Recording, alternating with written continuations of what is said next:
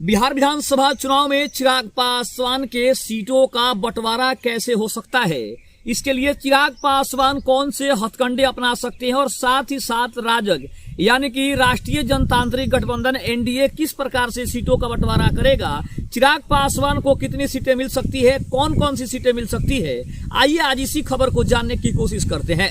नमस्कार, मैं हूं संजीव और आप देख रहे हैं आप तक न्यूज। अगर आप हमारे चैनल पर नए हैं तो चैनल को जरूर सब्सक्राइब कर लें। आपको बता दें कि बिहार विधानसभा का चुनाव 2025 में चिराग पासवान की लोक जनशक्ति पार्टी रामविलास सीटों को लेकर सबसे ज्यादा चर्चा में है। आपको बता दें कि अटकलें लगाई जा रही है कि बिहार विधानसभा चुनाव में आखिर चिराग पासवान सीटों का बंटवारा कैसे करेंगे, एनडीए उनको कितनी सीटें देगी और कौन कौन सी सीटें उनको मिल सकती है, इसका बंटवारा कैसे हो सकता है, इसके बारे में जानने की कोशिश करते हैं। आपको बता दें कि लोकसभा चुनाव 2024 में चिराग पासवान ने एनडीए के साथ मिलकर चुनाव लड़ा था, जिसमें एनडीए की तरफ से उनको 5 लोकसभा की सीटें दी गई थी और 5 लोकसभा की सीटें जीतकर चिराग पासवान ने 100% स्ट्राइक रेट के साथ अपने जीत का जो प्रदर्शन है उसको किया था और उसी का असर था कि अब आने वाले आगामी विधानसभा चुनाव 2025 में चिराग पासवान की पार्टी को सबसे ज्यादा तवज्जो दिया जा रहा है।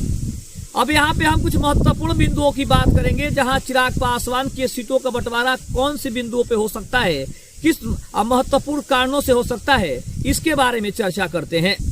अगर सबसे पहले बिंदु की बात करें तो चिराग पासवान ने कहा है कि राजग में सीट समझौता सहजता से होगा। उन्होंने विश्वास जताया है कि लोकसभा चुनाव की तरह ही विधानसभा चुनाव में भी राजग के सभी दलों के बीच आसानी से सीट बंटवारा हो जाएगा। उन्होंने ये भी कहा कि उनकी पार्टी को राजग में पूरा सम्मान मिल रहा है और आगामी विधानसभा चुनाव में भी उनकी पार्टी को पूरा सम्मान मिलेगा। अगर दूसरे बिंदु पर बात करें तो चिराग पासवान ने यह भी कहा है कि उनकी प्राथमिकता बिहार का विकास है और उन्होंने ये भी कहा कि उनकी पार्टी बिहार विधानसभा चुनाव में मजबूती से चुनाव लड़ेगी और सभी दल मिलकर साथ चुनाव लड़ेंगे। साथ ही साथ अगर हम बात करें तो चिराग पासवान ने यह भी कहा है कि 2030 में वे खुद विधानसभा का चुनाव लड़ने के बारे में सोच रहे हैं और आगामी विधानसभा चुनाव को देखते हुए 2030 का विधानसभा चुनाव जो होगा वो चिराग पासवान की राजनीतिक कैरियर के लिए काफी महत्वपूर्ण होगा, क्योंकि चिराग पासवान वहां पे अपने आप को सीएम का चेहरा भी घोषित करेंगे। उसके अलावा अगर बिंदुओं पर बात करें तो चिराग पासवान ने यह भी साफ नहीं किया है कि उनकी पार्टी कितने सीटों पर चुनाव लड़ेगी, ये अभी तक उन्होंने स्पष्ट नहीं किया है, लेकिन उन्होंने ये जरूर कहा है कि उनकी पार्टी को राजग में वो सम्मान मिलेगा जिसकी वह हकदार है। उसके अलावा अगर बात करें तो पहले की खबरों में यह भी कहा गया था कि लोक जनशक्ति पार्टी रामविलास 143 सीटों पर उम्मीदवार उतारने का दावा कर सकती है। ऐसी बड़ी खबर इस वक्त की आ रही है कि रामविलास यानी लोजपा रामविलास आने वाले आगामी विधानसभा चुनाव में 143 सीटों पर अपना दावा ठोक सकती है।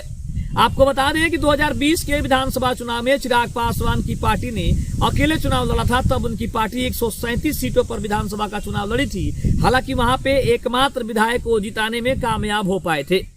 अब यह ध्यान रखना महत्वपूर्ण है कि बिहार विधानसभा चुनाव 2025 में सीटों का अंतिम बंटवारा अभी तक तो नहीं हुआ है, लेकिन यह राजग के सभी घटक दलों के ऊपर है कि वो कितनी सीटों की मांग राजग से यानी कि एनडीए गठबंधन से करेंगे और कितनी सीटें उन्हें मिलेगी, ये काफी महत्वपूर्ण बिंदु है। अगर हम इसके अलावा बात करें तो बिहार विधानसभा चुनाव 2025 में सीटों के बंटवारों को लेकर कुछ और भी जानकारी सामने आ रही है, जहां पे यह कहा जा रहा है कि राजग में भाजपा सबसे बड़ी पार्टी है।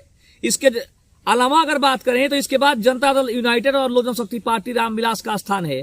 सीटों का बंटवारा इन तीनों दलों के बीच उनकी ताकत और जनाधार के आधार पर हो सकता है, ऐसी बड़ी खबर है। दूसरी तरफ अगर हम बात करें तो हाल के लोकसभा चुनाव में लोजपा का प्रदर्शन जिस तरह से रहा है, इसलिए विधानसभा चुनाव में उनकी हिस्सेदारी बढ़ सकती है, ऐसी भी संभावना जताई जा रही है। दूसरी तरफ अगर हम चिराग पासवान की मांग की बात करें तो चिराग पासवान अपनी पार्टी के लिए सम्मानजनक सीटों की संख्या चाहते हैं। उन्होंने ये भी कहा है कि उनकी पार्टी उन सीटों पर चुनाव लड़ेगी जहां उनकी जीत की संभावना सबसे अधिक होगी।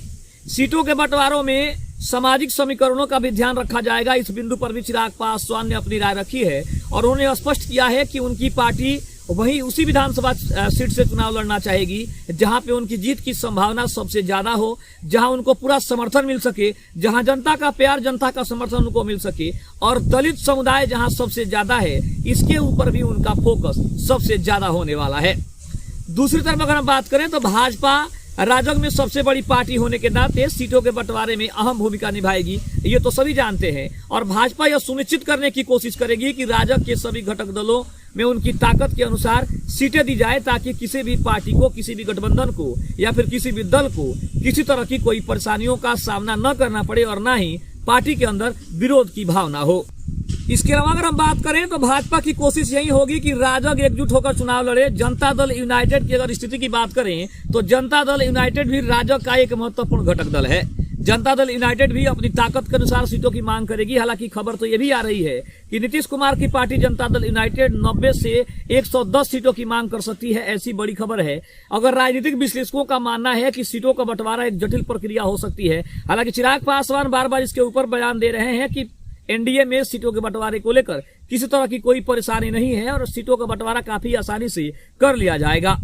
वहीं अगर बात करें तो राजग के सभी घटक दलों को अपनी अपनी मांगों को संतुलित करना होगा, क्योंकि सभी पार्टियों ने अभी से अपनी अपनी मांगों को कहीं न कहीं छेड़ने का काम किया है, जिसमें सबसे ज्यादा चर्चा जीतन राम मांझी की हो रही है, जहां पे उन्होंने 35 से 40 सीटों की जो बड़ी मांग की है उसको देखते हुए कहा जा रहा है कि जीतन राम मांझी ने अपनी औकात और अपने जनाधार से काफी ऊपर और काफी अधिक संख्या में सीटों की मांग की है। इसके अलावा ध्यान देने वाली बात यह है कि सीटों के बंटवारों में सामाजिक समीकरणों और क्षेत्रीय संतुलन का भी ध्यान रखा जाना चाहिए, ऐसी भी बड़ी खबर है। और ध्यान रखना महत्वपूर्ण है कि सीटों का अंतिम बंटवारा राजनीतिक बातचीत और सहमति के बाद ही तय होता है, क्योंकि जब तक सभी दल एक साथ एक सहमति में काम नहीं करेंगे, अपनी सहमति नहीं देंगे, तब तक किसी तरह की कोई जो समस्या है उसका समाधान नहीं हो सकता है। दूसरी तरफ अगर हम बात करें तो केंद्रीय मंत्री चिराग पासवान ने साफ तौर पे कहा है कि सीटों का जो बंटवारे का जो मामला है उसको काफी सहजता से सुलझा लिया जाएगा।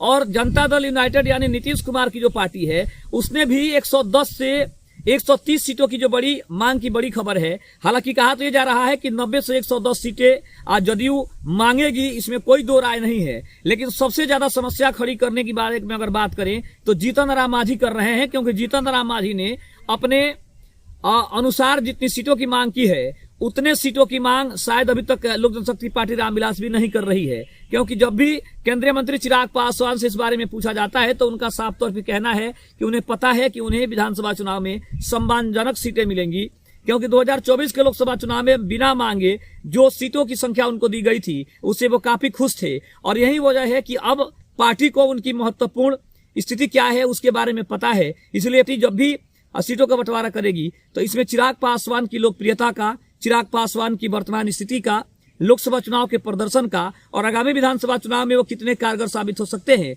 इन सभी महत्वपूर्ण बिंदुओं पर काम करेगी। और इसके ऊपर विचार करके पार्टी सीटों का बंटवारा जो है वो काफी सहजता से और काफी आसानी से चिराग पासवान के पक्ष में कर सकती है। लेकिन अब अगर हम बात करें तो चिराग पासवान की सीटों का बंटवारा कैसे होगा इसके बारे में तो हमने जान लिया, लेकिन सबसे महत्वपूर्ण बात यह है कि चिराग पासवान को कितनी सीटें मिलेंगी। चिराग पासवान क्या 2025 का विधानसभा चुनाव लड़ेंगे? अगर वो चुनाव लड़ते हैं तो उन्हें कहीं ना कहीं केंद्रीय कैबिनेट से इस्तीफा देना होगा, क्योंकि केंद्रीय कैबिनेट में रहते चिराग पासवान किसी भी कीमत पर विधानसभा का चुनाव नहीं लड़ सकते हैं, ये बात सभी जानते हैं।